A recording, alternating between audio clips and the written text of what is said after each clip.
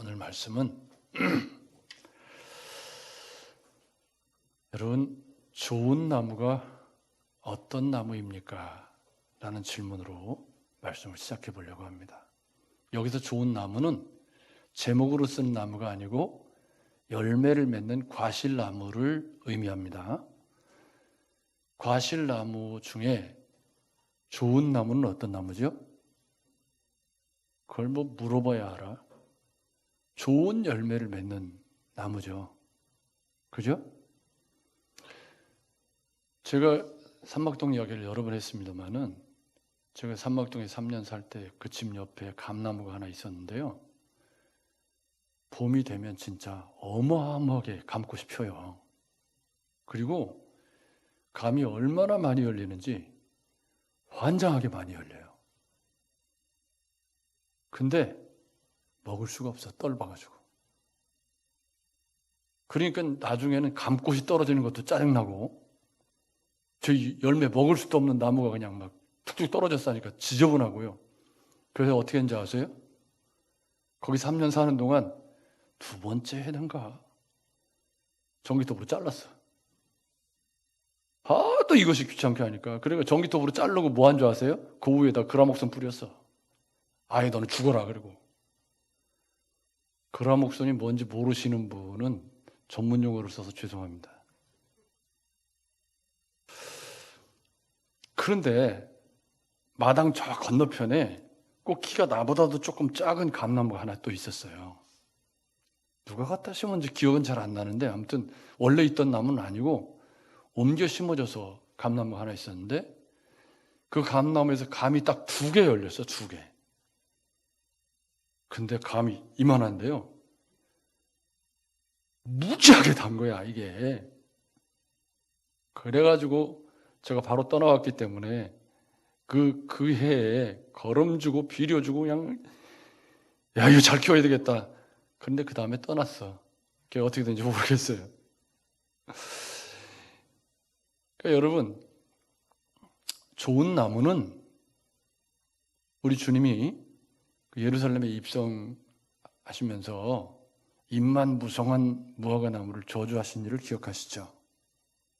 근데 사실은 그 임만무성한 무화과나무는 좀 억울하긴 해요. 왜 억울하냐면 원래 열매가 맺히는 계절이 아니었거든요, 그때가. 그게 주님이 비유하시기 위해, 비유로 쓰시기 위해서 그 임만무성한 무화과를 저주하신 건데, 그게 이제 우리로 말하면 정식으로 이렇게 기르는 무화과가 아니라 이제 길 옆에 있는 똘무화과 나무인데, 주님이 가셔서 그걸 보시고 비유로 사용하시기 위해서 잎만 무성하고 열매가 없는 것을 보시고 그 나무를 저주하셨다 할 때 그 말씀의 내용적인 의미는 그 시대의 잎만 무성했던 종교인들, 종교적인 행위로만 치장하고 좋은 열매인 것처럼 속에는 썩은 내가 펑펑 나는 회칠한 무덤 같은 그들을 비유로 주님이 지금 책망하신 거죠? 여러분 맞죠? 그러니까 이 잎만 무성한 이 무화과 나무를 저주하신 것은 사람 이야기인데 이 사람이 이 종교적인 그런 어떤 외적인 막 잎만 무성한 막 건강하고 좋은 나무 같은데 실속은 없는 그런 그리스도인이 있을 수 있다는 사실을 주님이 비유로 설명을 하신 것입니다. 그래서 오늘 말씀에 보면 못된 열매 맺는 좋은 나무가 없고 말이 성립이 안 돼요. 그죠? 못된 열매 맺는 좋은 나무 이건 말이 성립이 안 돼. 또 좋은 열매 맺는 못된 나무 이것도 성립이 안 되고 또 뭐가 성립이 안 되냐면 나무는 각각 그 열매로 안 하니 가시나무에서 무화과를 이 말이 안 돼요. 그죠? 가시나무에서 어떻게 무화과가 그리고 찔레에서 포도를 따지 못하느니라. 이게 지금 열매가 비스꾸리하게 생겼다고 그래요. 이 둘이. 그래가지고 멀리서 보면 착각을 할 수 있는데 실제로 보면 아닌 거죠. 또 우리말에 빛 좋은 게살구라는 말이 있어요. 그 빛 좋은 게살구라는 말이 무슨 뜻이죠? 과일이 그냥 기가 막히게 이쁘게 생긴 거예요. 그죠? 빛 좋은 게살구. 그러니까 너무 보암직도 하고 먹음직도 하고 탐스럽기도 한데 먹었더니 막 안에서 썩은 데가 펄펄 난다. 먹을 수 있나요? 없나요? 좋은 열매에 대한 환상, 좋은 열매가 물론 뭐 색깔이 예쁘고 모양도 예쁘고 또 그러면 더 좋겠죠. 근데 좋은 열매가 사람을 가지고 이야기할 때는 외모가 아름다운 것을 의미하지는 않는다는 이야기죠, 지금. 여러분 맞죠? 그러니까 우리 신앙생활이 빛 좋은 게살구가 되면 그건 좋은 나무가 아닌 거죠. 지금 이 좋은 나무 이야기는 사람 이야기예요. 나무 이야기를 비유로 썼지만 지금 이 이야기는 철저하게 사람 이야기입니다. 그래서 우리 주님이 이 하나님 나라를 설명하실 때 뭐라고 얘기를 했냐면 알곡과 가라지 이야기를 하셨어요. 여러분 기억하시죠? 근데 그 비유에서 하나님의 천국에 씨앗이 뿌려졌는데 원수 마귀가 가라지를 덧뿌렸다고 해요. 근데 이 비유에서 중요한 건 뭐냐면 가라지는 원래부터 가라지였고 알곡은 원래부터 알곡이었어요. 뿌려질 때부터 씨가 달랐죠. 근데 문제가 되는 게 뭐냐면 자랄 때는 이 둘이 구분이 안 된다는 거예요. 그게 지금 우리가 살고 있는 이 말세죠. 그 말은 무슨 얘기냐면 우리가 알곡과 가라지를 골라내려고 애쓸 필요 없다는 거죠. 언제 그러면 알곡과 가라지가 드러나죠? 열매가 맺힐 때가 되면 아무리 비스꾸리하게 생겼어도 열매는 달라. 여러분 맞죠? 그러니까 이 말씀이 지금 어떤 의미냐면 좋은 그리스도인이라는 것은 그 사람이 어떤 열매를 맺고 사느냐가 유일한 기준이라는 뜻이죠. 여러분 맞죠? 자, 말씀을 진행하기 전에 스스로에게 한번 물어보십시오. 나는 그리스도인으로서 어떤 열매를 맺고 살아가고 있는가?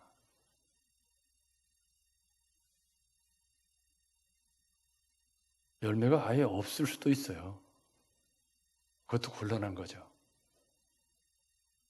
종교적인 행위들만 가득한 잎만 무성한 무화과 나무를 주님이 굉장히 끔찍하게 싫어하셨기 때문에 반드시 열매는 맺혀야 되는 것이 맞는데 오늘 이야기의 핵심은 좋은 열매와 나쁜 열매가 무엇이냐 이런 관점으로 오늘 말씀을 재구성을 해보려고 합니다. 일단 누가 나쁜 나무인가? 나쁜 열매가 뭐냐? 오늘 본문에 나쁜 열매를 세 가지로 설명을 하고 있습니다. 36절부터 보면 첫째 나쁜 열매를 맺는 나쁜 나무는 뭐냐면 비판과 헤아림이라고 하는 열매를 맺는 사람. 근데 여기 비판이라는 말이요. 굉장히 단어가 세요. 여러분 우리가 살다 보면 내가 곧 법이다 그런 분 있죠. 내가 봤으면 그게 옳은 거야 그냥. 여기 비판이라는 단어가 이 영어로 번역될 때는 judge라고 번역이 됐거든요. 심판하는 거예요. 내가 심판자가 돼갖고 사람들을 내가 심판하는 거예요. 내가 법인 거죠. 이게 비판이라는 말입니다. 무서운 말이죠. 그러니까 그 사람의 형편과 처지나 뭐 이런 거에 상관없이 내 눈에 본 대로 그대로 판단해 버리는 거예요. 무서운 거죠. 여러분 맞죠? 그 다음에 헤아린다라는 말은 메트론이라는 말인데 이게 치수를 재고 단위를 측정하는 거기 때문에 사람을 볼 때 사람을 이렇게 헤아려 본다는 거예요. 달아본다. 우리 전라도 말로 하면 달아보는 거죠. 여러분 사람을 만났을 때 저를 보십시오. 쓱 위아래를 스캔을 하면서 달아보는 느낌이 들면 기분이 좋아요, 나빠요? 대꾸가 없네. 이게 굉장히 기분 나쁘잖아요. 그죠? 근데 그게 몸에 배 있는 거예요. 그래가지고 쓱 헤아려 보고서 판단이 딱 내려지면 그 판단이 그냥 전부인 거죠. 이 비판과 헤아림이라는 말은 무서운 말입니다. 그러니까 사람이 맺는 열매 중에 이 비판과 헤아림이 일상이 되어서 사람들을 계속 저울에 달아보고, 그리고 내가 판단하면 그게 곧 그 사람의 인격과 삶이 되어져 버리는 인생을 살고 있다면 그분은 지금 굉장히 심각한 인생을 살고 있는 거죠. 왜요? 사람이 생각보다 복잡해요. 여러분 맞죠? 그때는 기분이 그래서 그렇게 행동했지만 그 사람이 그런 사람이 아닐 수도 있어요. 근데 어떤 한 단면이나 어떤 상황을 보고 전체를 다 평가해버리면 굉장히 시행착오를 겪을 수 있죠. 근데 의외로 이 땅에 우리가 그런 비판과 헤아림의 삶을 지금도 계속 살고 있고 앞으로도 계속 살아갈 가능성이 커요. 눈에 보이는 것 가지고 사람을 전부로 평가하고, 입는 옷 가지고 사람을 평가하고, 학벌로 사람을 평가하고, 그렇게 헤아리는. 근데 여러분, 많이 배우고 돈 많은 못된 놈들도 많고요. 여러분 맞죠? 죄송합니다. 강도사진 몽타주같이 생긴 좋은 사람도 많아요. 여러분 맞죠? 겉보기에는 막 완전히 막 깡패처럼 우락부락하게 생겨도 속 사람이 여리디 여린 사람도 있거든. 그러니까 이 나쁜 나무의 첫 번째 조건은 뭐냐면 내가 판단한 것을 심판자처럼 내 판단을 절대화시키는 사람이에요. 그리고 사람을 헤아리는 사람이죠. 본문에 보면 이 비판하지 말라. 그리하면 너희가 비판을 받지 않을 것이요. 이게 이제 황금률과 연결되어서 전체가 연결된 개념으로 지금 이게 49절까지가 하나의 주제로 연결되어 있다는 걸 우리는 어렵지 않게 알 수가 있습니다. 그러니까 나쁜 나무는 나쁜 열매를 맺는데 그 나쁜 열매의 첫 번째는 뭐냐면 비판하고 헤아리는 열매다. 그 반대쪽에는 뭐가 있냐면 용서하고 주고 이렇게 베푸는 그런 후히 주고 넘치는 삶이 있다. 이게 좋은 나무, 좋은 열매인 거죠. 두 번째 나쁜 열매는 뭐냐면 맹인이 맹인을 인도한다. 이거는 처음 비판하고 헤아리는 사람의 특징적인 모습이기도 해요. 삶에 대한 자신감이 지나쳐서 늘 선생이 되려고 하고, 그리고 사람들을 가르치려고 하고, 내가 판단한 것이 늘 옳고 다른 사람을 헤아리는 위치에만 있는, 그래서 늘 선생처럼 행동하고 절대 다른 사람의 말을 듣지 않고 말씀의 권위 앞에서도 꿈쩍도 하지 않는 그런 사람을 맹인이 되어서 맹인을 인도한다. 그러니까 여기서 앞에 맹인은 뭐냐면 진리를 올바르게 분별하지 못하면서 영적 맹인이면서, 이게 바리새인들을 비유로 말씀하신 거죠. 잘못되게 성경을 이해한 거예요. 근데 잘못되게 이해한 성경을 큰 확신을 가지고 전하는 사람들이 많죠. 얼마 전에 장례식이 있어서 제가 몇 분의 목사님을 모시고 이렇게 가는데 뒤에 앉은 어떤 목사님 한 분이 세계 정부를 믿나 봐. 미쳐버리겠더라고요, 정말. 참. 그러니까 그 양반은 백신도 안 맞고, 참, 정말 여러분 제발 보편적인 신앙을, 보편적인 진리에 입각한 올바른 성경을 읽고 올바르게 성경을 해석하고 올바른 신앙을 가져야지, 저 지엽적인 어디 하나를 가지고 특별한 걸 좋아하는 사람은 늘 함정에 빠져요. 유별나고 특별한 해석을 좋아하는 사람은 늘 함정에 빠지죠. 근데 제가 차를 운전하고 이렇게 앞에서 제가 이제 모시고 운전을 하고 이렇게 가는데 뒤에서 계속 그런 얘기를 하는데 저 교인들은 무슨 죄냐? 정말 속상해서 정말 맹인이 되어서 맹인을 인도한다는 건 여기 본문에서는 바리새인들과 유대인들을 지칭하죠. 그들은 성경을 완전히 왜곡되게 해석해가지고 예수 그리스도가 오셨는데 그 예수 그리스도를 지금 십자가에 못 박아 죽이려고 하는 자들이니까요. 적대시하고요. 어떻게 하든지 없애버리려고 하는 그런 사람들이기 때문에 함께 공멸의 길을 가는 거죠. 그래서 후자의 맹인은 뭐냐면 그런 잘못된 가르침을 옳다구나 하고 따라가는 사람. TV에 나오는 옳다구나가 아니고 옳다구나 그거 말고 옳다고 따라가는 사람. 똑같은 사람들인 거죠. 그러니까 나쁜 나무가 맺는 나쁜 열매가 뭐냐면 사람들을 선한 길로 인도하는 게 아니라 공멸의 길로 인도하는 맹인이 맹인을 인도하는 사람. 여기서 39절에 비판이나 정죄를 일삼는 바리새인과 서기관들을 따라가서는 안 된다는 의미가 내포가 되어 있는데 여기서 말하는 구덩이는 들짐승을 잡기 위해 파놓은 웅덩이와 같은 함정을 의미하는데 이 말이 내용적으로 의미하고 있는 것은 지옥으로 의미하죠. 그래서 그들을 따라가다 보면 스스로 선생이 되어서 이스라엘 백성들을 지옥으로 인도하고 있다. 굉장히 과격한 표현입니다. 그러면서 40절에 뭐라고 말씀하냐면 여러분 40절 보십시오. 제자가 그 선생보다 높지 못하나 무릇 온전하게 된 자는 그 선생과 같으리라 그랬는데 이게 속담이라고 그래요. 그 당시에 유명한 통용되는 속담.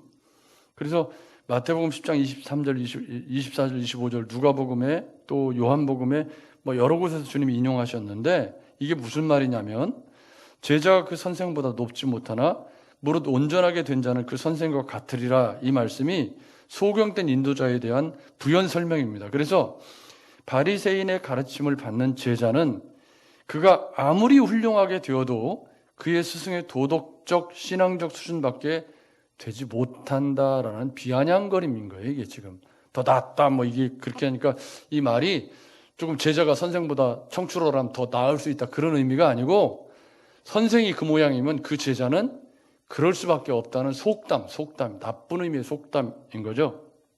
그래서 두 번째 이 나쁜 나무가 맺는 치명적인 열매는 자기도 죽고 남도 죽이는 거죠.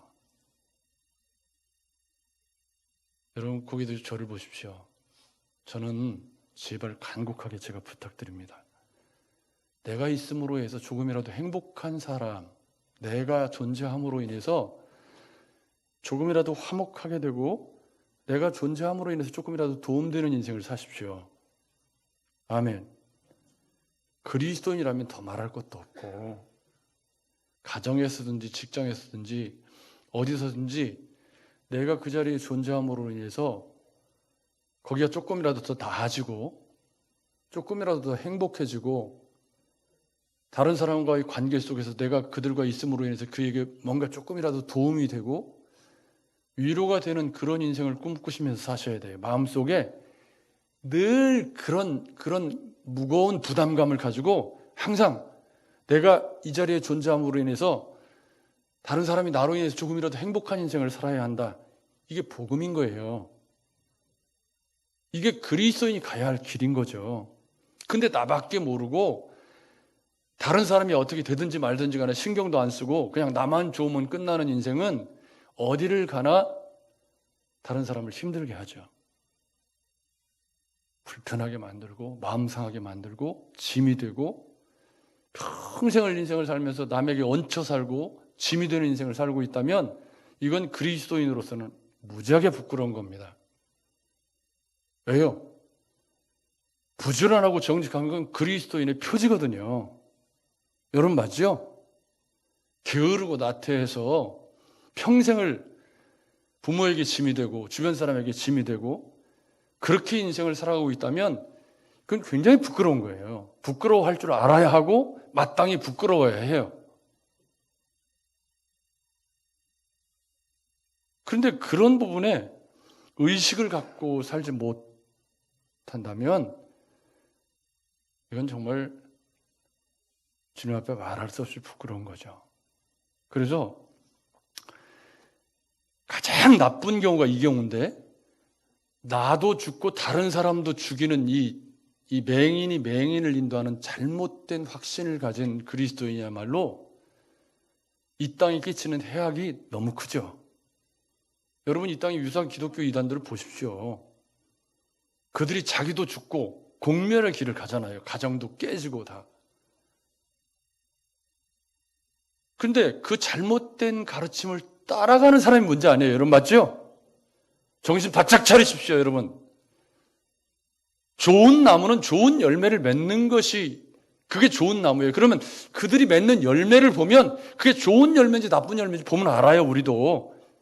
그들로 인해서 가정이 더 세워지는지, 그들로 인해서 가정이 건강해지고 삶이 건강해지고 사회가 조금이라도 건강해지는지를 보시면 알잖아요, 여러분. 맞죠?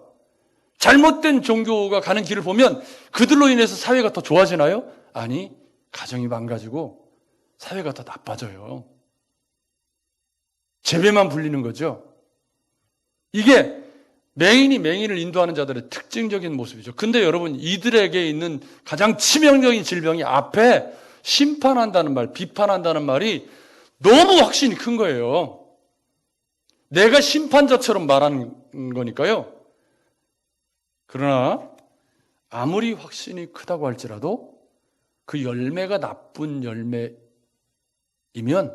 나쁜 나무인 거죠. 여러분, 맞죠?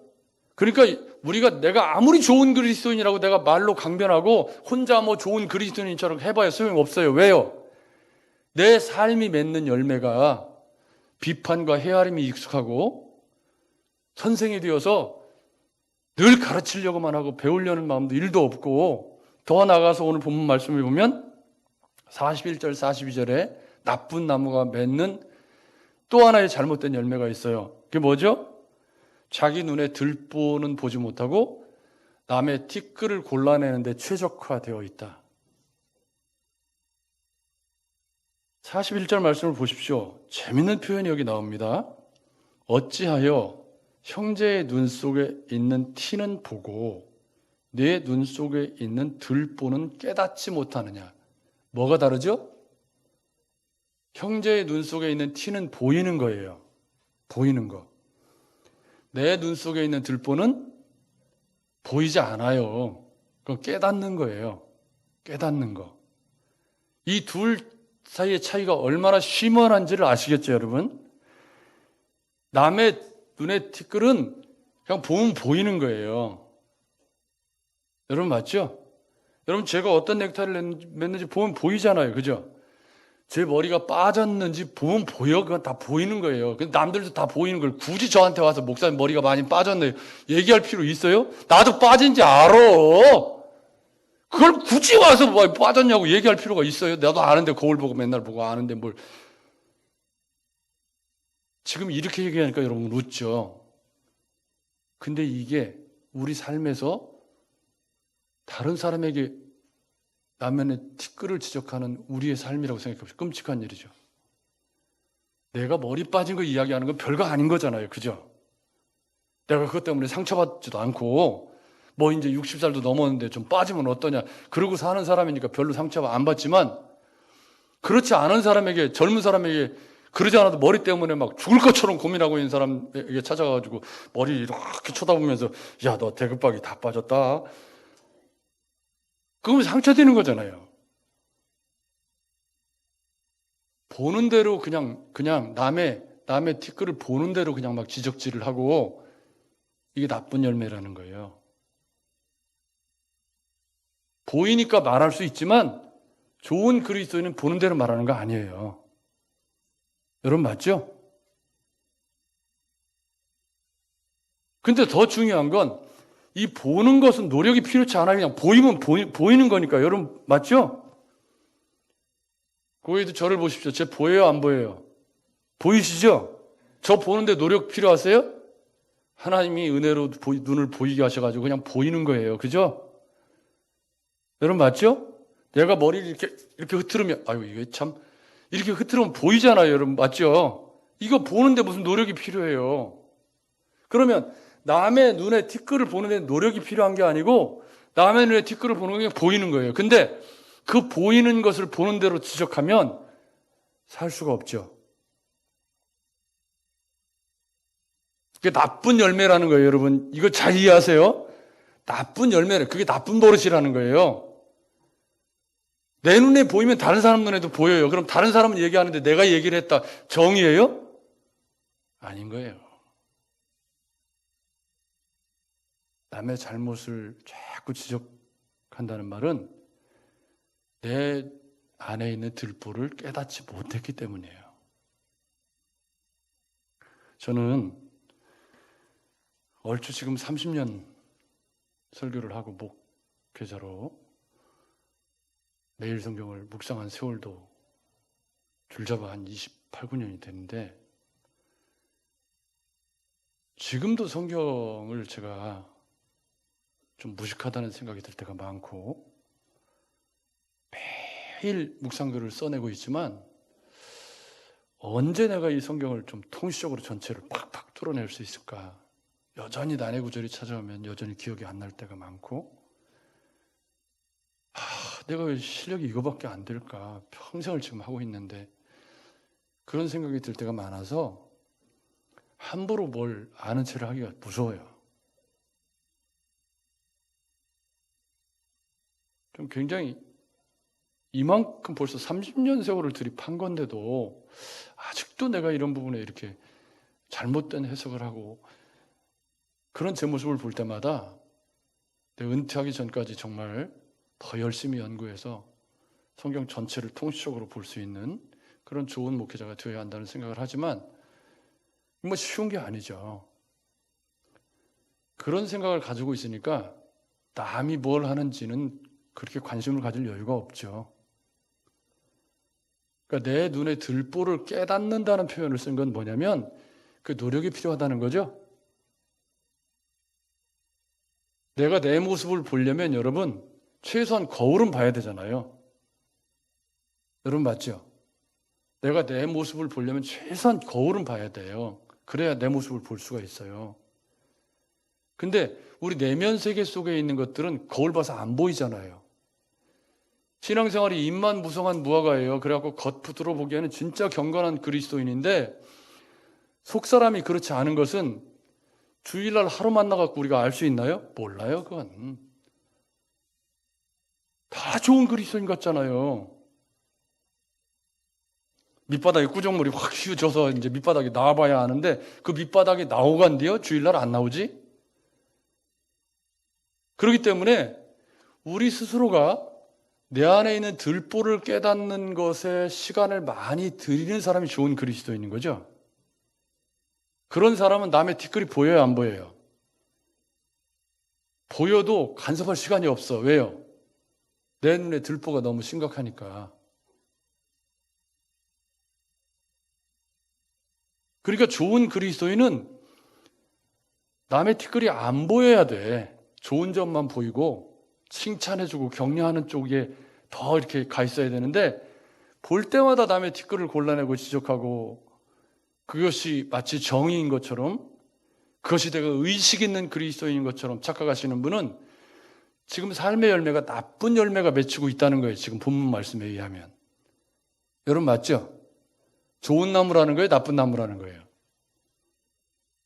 왜 대답을 못하세요? 나쁜 나무라는 뜻이야 그게. 그러니까 지금 내가 맺고 있는 열매가 내가 좋은 나무인지 나쁜 나무인지 드러내는 거라고 주님이 지금 말씀하시는 거 아니에요? 여러분 맞죠? 지금 내가 맺는 열매가 나야. 벨소리를 다 하셔도 지금 내가 맺는 열매가 나인 거지 지금 내가 맺는 열매가 현재 내 신앙의 현주소고 지금 내가 맺는 열매가 지금 내가 예수를 따르고 있는 내 모습인 거죠. 내 이면에 성경을 얼마나 많이 알고 별소리를 다 해도 주님 뭐라고 말씀하시냐면 좋은 나무는 좋은 열매로 증거하는 거지 다른 걸로 증거하는 게 아니다. 아멘. 그런데요, 이 말씀 끝에 뭐라고 말씀하시냐면 45절 같이 읽어보겠습니다. 시작. 선한 사람은 마음에 쌓은 선에서 선을 내고 악한 자는 그 쌓은 악에서 악을 내나니 이는 마음에 가득한 것을 입으로 말함이니라. 아멘. 아멘. 여기서 쌓는다는 말이 재밌어요. 이 쌓는다는 말이 뭐냐면 여러분 보물창고에다가 보물 쌓는 거 있죠? 그러니까 마음에다가 우리가 뭔가를 계속 쌓아가는 인생이라는 거예요. 마음에 무엇을 쌓느냐가 입으로 나간다는 거예요. 입으로. 야, 이게 참, 여러분 사람은 나무가 아니에요. 그죠? 나무는 한 번 나쁜 나무는 그냥 나쁜 나무야. 근데 사람은 나쁜 사람이 좋은 사람이 될 수 있어요, 없어요? 될 수 있어, 사람은. 그러니까 나쁜 나무였다가 좋은 나무가 될 수 있어요, 없어요? 있어. 사람은 그게 가능해요. 나무는 나쁜 나무가 좋은 나무가 될 수 있어요, 없어요? 없어요. 뭐 접붙여가지고 뭐 어떻게 하는 방법이 있는지 모르겠지만 원래 나쁜 나무는 그냥 나쁜 나무인 거지 나쁜 나무가 좋은 나무로 변화되지는 않아요. 근데 사람은 나쁜 사람이 그리스도를 만나서 좋은 나무가 될 수 있어요. 아멘. 아멘. 그러니까 지금 못된 열매를 맺고 있어도 포기하지 마십시오. 왜요? 지금부터 쌓으면 돼. 마음에다가. 무엇을 쌓느냐가 굉장히 중요하죠. 여러분 시편 1편에 마음에 쌓았다. 이 데사우로스라는 이 쌓는다는 말인데 좋고 값비싼 것들을 이렇게 차곡차곡 모아들이는 것을 마음에 쌓는 건데 시편 1편에 복 있는 사람이 시냇가에 심은 나무처럼 시조를 쫓아 과실을 많이 맺는다. 복 있는 사람이. 그러니까 좋은 열매를 주렁주렁 맺는다는 뜻이에요. 그 좋은 열매를 주렁주렁 맺는 사람이 마음에 쌓지 말아야 할 것과 쌓아야 할 것이 시편 1편에 나오죠. 뭐죠? 복 있는 사람은 악인의 꾀를 따르지 아니하며 죄인들의 길에 서지 아니하며 오만한 자들의 자리에 앉지 아니하고 한마디로 뭐예요? 길이 아니면 가지 않는 거지. 그리스도인으로서. 그리고 더 중요한 말씀이 있어요. 뭐죠? 오직 여호와의 율법을 즐거워하여 그 율법을 주야로 묵상하는 자로다. 이 묵상이라는 말과 쌓는다는 말이 같은 단어는 아니지만 굉장히 유사한 의미를 전달해주고 있는 거죠. 그러니까 지금 주님의 진단은 뭐냐면 좋은 나무, 나쁜 나무를 가름짓는 건 열매인데 그 열매가 나오는 출처가 어디예요? 마음에 무엇을 쌓고 있느냐가 그 열매를 맺게 하는 근본적인 원인이라는 거죠. 아멘. 여러분 거기서 저를 보십시오. 여러분 마음에 무엇을 쌓고 계십니까? 여기 시편 1편 말씀처럼 저는 출애굽기 29장 말씀을 오늘 레위기 8장, 9장, 10장 이것을 공부하기 위해서 제사장 위임식에 관한 먼저 말씀하신 출애굽기 29장, 28장에 29장 끝투리에 그 제사장 위임식의 끝투리에 상번제와 상소제가 떡하니 나와요. 그러니까 제사장 위임식과 연결해서 제사장이 해야 할 중요한 사명으로 상번제와 상소제가 떡하니 나오더라고요. 레위기 8장 10장에 이렇게 빠져 있지만 불을 꺼트리지 말라는 말씀으로 대신 대치되어 있죠. 그 불을 꺼트리지 말라는 말씀이 상번제와 상소제를 드리라는 말씀과 연결되어져 있는 말씀이거든요. 그럼 제사장의 제일 중요한 사명은 뭐냐면 불을 꺼트리지 않는 건데 이 불을 꺼트리지 않는다는 말이 상번제와 상소제를 드리면서 그 하나님께 대해서 죄에 대해서 헌신에 대해서 감사에 대해서 매일매일 아침 저녁으로 깨어있는 삶을 살아가는 것이 그게 제사장이다. 아멘. 아멘. 우리가 왕의 제사장 나라, 이 왕 같은 제사장 똑같은 말인데 우리가 왕의 제사장이라고 할 때 그 왕의 제사장이라는 말이 의미하고 있는 건 아침과 저녁으로 매일 말씀을 먹는 복 있는 사람의 삶, 여호와의 율법을 즐거워하여 그 율법을 주야로 묵상하면 그 마음속에 뭐가 쌓여요? 여호와의 말씀이 쌓이고 은혜가 쌓이고 뭐 누구 어떤 가수가 광고하는 것처럼 좋은 잠이 쌓인다. 아니고 이걸 개그라고 한 건데 반응이 없네. TV를 안 보셔가지고 죄송합니다. 그러니까 지금 마음에 쌓은 것이 비판으로, 헤아림으로 이 티끌을 골라내는 말로 나온다는 거예요, 주님이. 그러면 좋은 나무가 되려면 뭘 좋은 것을 집어넣어야 되는데 그게 뭔 거죠? 하나님의 말씀인 거죠. 올바른 말씀을 마음에 쌓았을 때, 그래서 이 좋은 나무가 맺는 좋은 열매를 앞쪽에 뭐라고 그랬냐면 심령이 가난한 자는 복이 있나니. 여러분, 이 심령이 가난이라는 게 예수님 아니면 안 된다는 그런 삶의 자세. 나는 주님이 없으면 안 돼. 정말 나는 주님의 도우심이 없이는 살 수가 없어. 나는 너무 연약해. 그러니까 나는 말씀을 읽어야 하고 말씀이 내 안에 없으면 나는 살아갈 능력이 없다. 이게 가난한 거예요. 이게 가난한 마음이에요.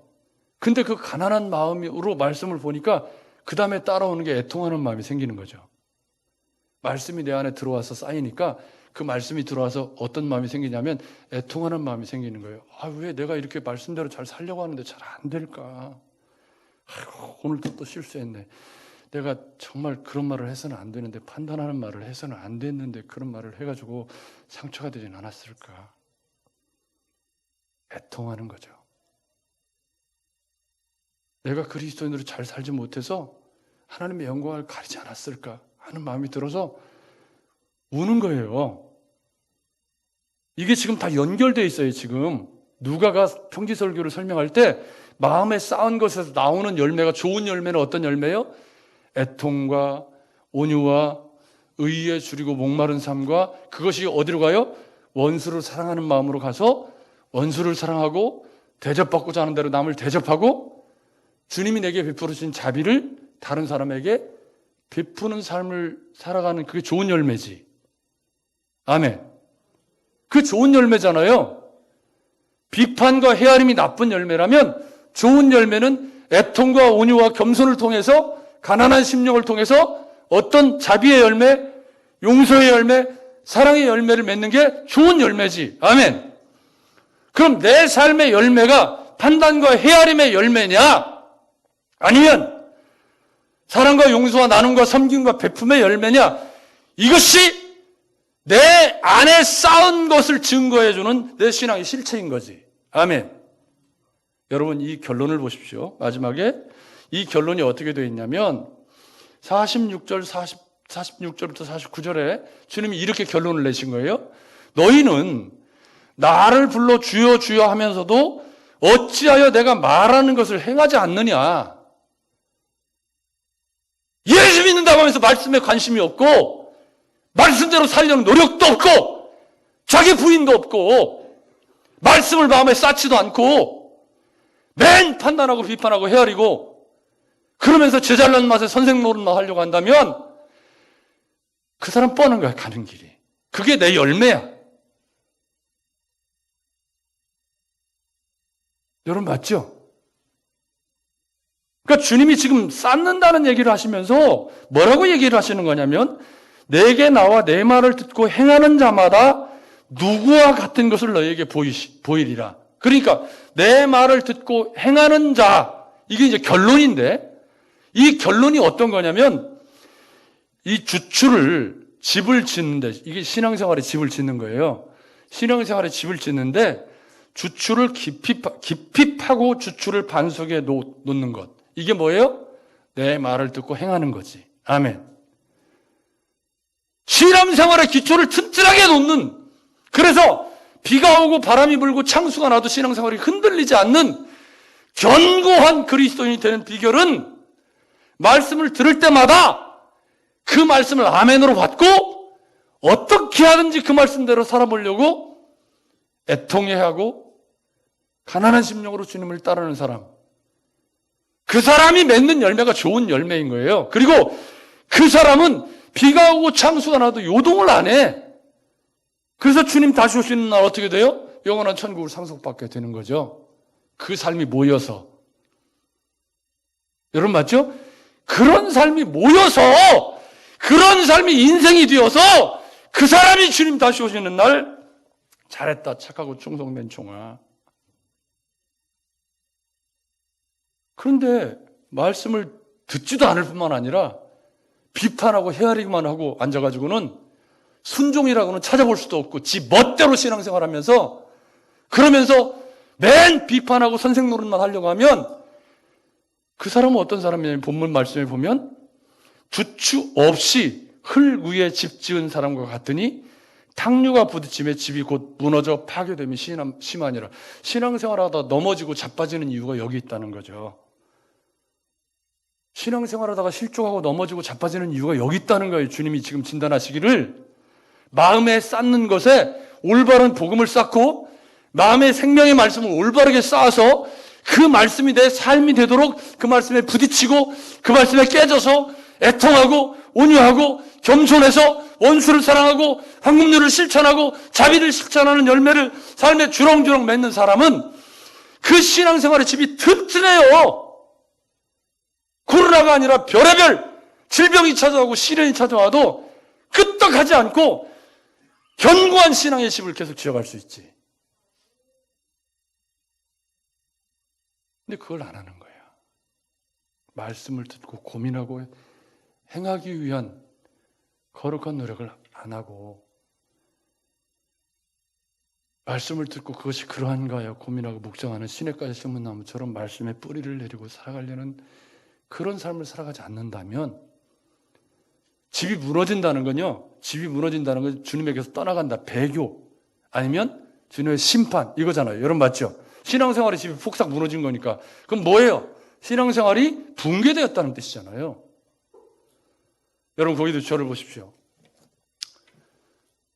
지금 내가 맺는 열매가 어떤 열매인가 스스로에게 물어보십시오.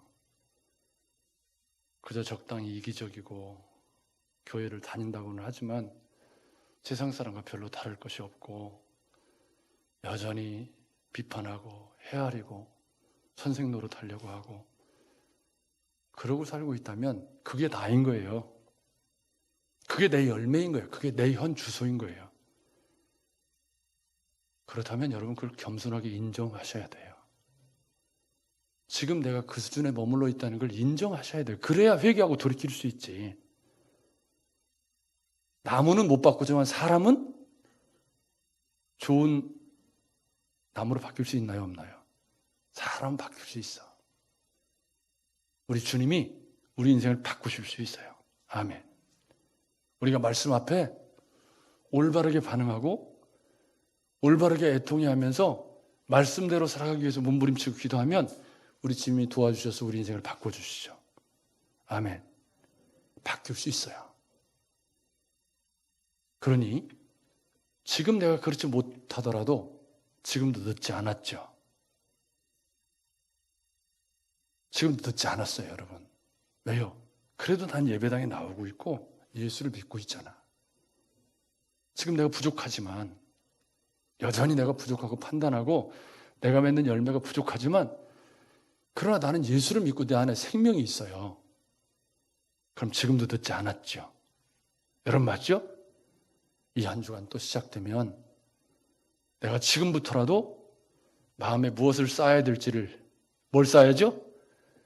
주의 은혜를 쌓고 말씀을 쌓고 그 말씀을 통해서 자비와 온유와 겸손으로 우리의 삶을 내가 서 있는 그 삶의 자리를 조금이라도 행복하게 하는 거기서 조금이라도 섬기고 베푸는 그런 인생이 내가 되어야 한다. 그게 내 열매가 되어야 한다. 그런 마음으로 이 한 주간을 맞이하시기 바랍니다. 그래서 직장에서든지 가정에서든지 내가 속해 있는 자리에서 나로 인해서 행복한 사람이 좀 생겨나도록. 아멘. 우리가 이룬 교회가 내가 존재함으로 인해서 조금이라도 행복해져야 되지 않겠어요? 여러분 맞죠? 여러분이 존재함으로 인해서 누군가가 조금이라도 행복해질 수 있는 인생을 살기 위해서 삶의 방향을 바꾸셔야 돼요. 그러면 여러분의 삶이 기적이 될 거예요. 보이지 않는 하나님을 보여주는 기적이 일어날 것이고 좋은 열매가 맺힌다고 남들이 얘기해 주는 거예요. 내가 아무리 얘기해도 소용이 없어요. 내가 아무리 좋은 열매를 맺는다고 얘기해도 남들이 내 열매를 인정해 주지 않으면 그건 좋은 열매가 아닌 거예요. 여러분 맞죠? 내가 아무리 좋은 그리스도인이라고 얘기해도 사람들이 나를 보고 좋은 그리스도인, 아유 까칠하고 저게 무슨 좋은 그리스도인이야. 그 좋은 그리스도인이 아닌 거예요. 내가 열매를 지금 잘못된 열매를 맺고 있는 거니까. 내 신앙의 나무가 좋은 열매가 맺혀지는 나무가 되시기 위해서 이 한 주간도 우리의 마음에 생명의 복음을 쌓고 아멘 그에 합당한 열매를 맺는 삶을 살아내신 일에 승리하시는 저와 여러분들이 되시기를 주의 이름으로 축복합니다.